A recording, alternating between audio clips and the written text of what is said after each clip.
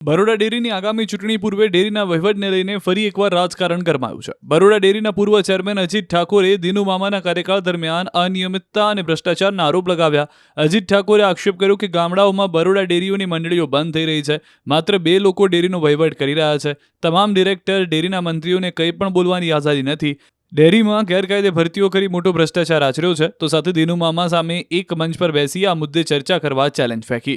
બીજી તરફ બરોડા ડેરીના પ્રમુખ દિનુ મામાએ અજીત ઠાકોરના આક્ષેપોને વિહોણા ગણાવ્યા અને કોર્ટમાં તૈયારી દર્શાવી. સાથે કહ્યું કે ડેરી અંગે મારા વિરુદ્ધ કરાયેલા તમામ આક્ષેપો પુરાવા સાથે સાબિત કરો. હું ખુલ્લા મંચ પર ચર્ચા કરવા તૈયાર છું. તો સાવલીના ધારાસભ્ય કેતન ઇનામદારે દિનુ મામાની ચેલેન્જને સ્વીકારી કહ્યું કે જાહેર મંચ પર બેસી તમામ પુરાવા આપવા તૈયાર છું. ભાઈ 2012થી ભ્રષ્ટાચાર જ ભ્રષ્ટાચાર છે.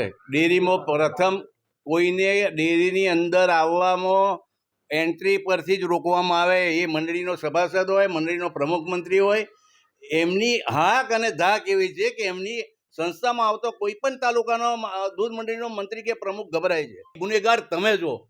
તમે આ ડેરીના તમામ વહીવટને સત્યાનાશ વાળ્યું છે. હું જાહેરમાં કહું છું, હું તમારી જોડે ટેબલ પર બેસવા તૈયાર છું.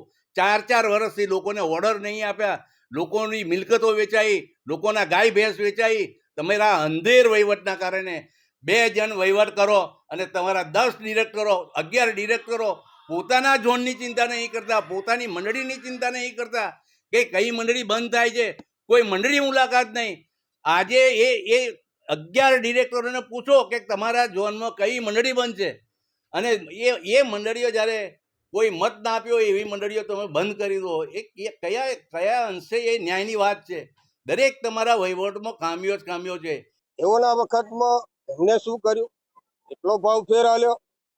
એમના વખતમાં મારા આ બધાના માધ્યમથી જણાવું કે તમે પ્રમુખ હતા, તમે ઉપપ્રમુખ હતા, તમે સાધારણ સભામાં દૂધ મંડળીની કમિટીના દૂધ ઉત્પાદકો સાથે કરેલી સભાઓ છે તો એનો જવાબ આપે. 400 મંડળીઓ બંધ થઈ હોય તો આ તો કોઈ મોઢાની વાતો નથી. સરકારી ચોપડે ઓડિટ થયેલું છે. એમને જે મુદ્દા માંગ્યા, કેટલા આક્ષેપો કર્યા, એ તમામ આક્ષેપો વાહિયાત છે. તેમ છતાં ખરે ખોટા નોમ લઈ દૂધ મંડળીઓના લેટર પેડો લાવી એક જ ટાઈપનું લખાણ લખી અને જે વાહવાહી કરવા નીકળ્યા છે એમને આપણા માધ્યમથી કહું છું, કાં તો એમના આક્ષેપ પુરવાર કરે, તો કોર્ટમાં એનો સામનો કરવા પણ તૈયાર રહે. જ્યારે પણ આ સંઘ ઉપર ખોટી રીતે કોઈ આક્ષેપ કરશે તો સહેજ પણ ચલાવી લેવામાં નહીં આવે ને નહીં આવે. ત્યારે આક્ષેપો કરતા પહેલા પોતે શું કર્યું છે એનો પણ ખુલાસો કરવો જરૂરી છે ને છે. ઈચ્છા હોય તો એક સ્ટેજ ઉપર આવી જાય, એક મંચ પર આવી જાય અને જોઈ લે, હિસાબ કરી લે કે તમે બોલો છો શું અને તમે મોઢેથી બોલો છો શું, તમે કરો છો શું. તમારા બોલવામાં અને કામ કરવાની પદ્ધતિમાં આસમાન જમીનનો ફરક છે. ત્યારે સીધી રીતે ચાલતી સંસ્થાને હેરાન ના કરો એ આપ સૌના માધ્યમથી દરેકને જણાવું. હું આ ચેલેન્જને બહુ સારી રીતે પોઝિટિવ રહું છું, સ્વીકારું છું. અને મામાને અને નિયામક મંડળના તમામ સભ્યોને અને બરોડા ડેરીના એમડીને હું એમનો દિવસ, એમનો સમય અને એમની જગ્યા જ્યારે પણ કહેશે ત્યારે 4 તારીખ વાર્ષિક સાધારણ સભા પહેલાં જ્યાં કહેશે ત્યાં હું મારું બધું જ કામ છોડીને મારા પશુપાલકોના, મારા બરોડા ડેરી જેવી મોટી સંસ્થાના હિતમાં, અને કદાચ મારાથી પણ કોઈ જગ્યા પર નાની મોટી કોઈ ખોટી માહિતી મળી ગઈ હોય તો કોઈ ગેરસમજ ઊભી થઈ તો એના માટે પણ હું જાહેર મંચ ઉપર આ લોકોની સામે બેસવા તૈયાર છું. અને આ વાતને હું ખૂબ પોઝિટિવ લઉં છું. મને આનંદ છે કે મને મારે કદાચ આ હું કહું તો વ્યાજબી નહોતું લાગતું, એની જગ્યાએ મામાએ જ મને આ ઓફર કરી તો મામાનો અને નિયામક મંડળનો આભાર માની. પણ 4 તારીખની વાર્ષિક સાધારણ સભા પહેલાં જાહેર મંચની જગ્યા, સમય અને દિવસ વહેલામાં વહેલી તકે નક્કી કરે એવું આપને માધ્યમથી હું એ લોકોને અપીલ કરું છું. આ કોઈ રાજકીય મુદ્દો ના બનાવે, માત્ર પશુપાલકોના હિતમાં આપણે આ નિર્ણય લેવો જોઈએ. અને જ્યારે આપણે કહ્યું છે કે ખુલ્લા મંચ પર જ બેસવું છે તો વાર્ષિક સાધારણ સભા પહેલાં જ ખુલ્લા મંચ ઉપર સમય, જગ્યા અને તારીખ મને વહેલામાં વહેલી તકે આપે તો હું પણ એ દિવસની રાહ જોઉં છું.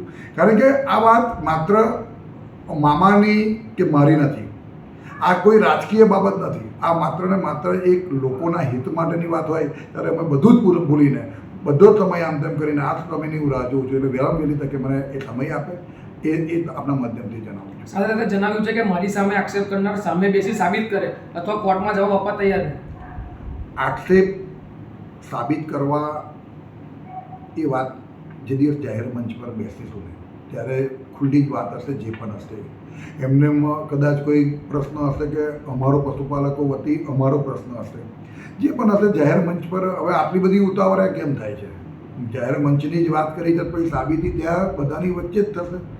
જે પણ ખોટું હશે એ પણ બહાર આવશે.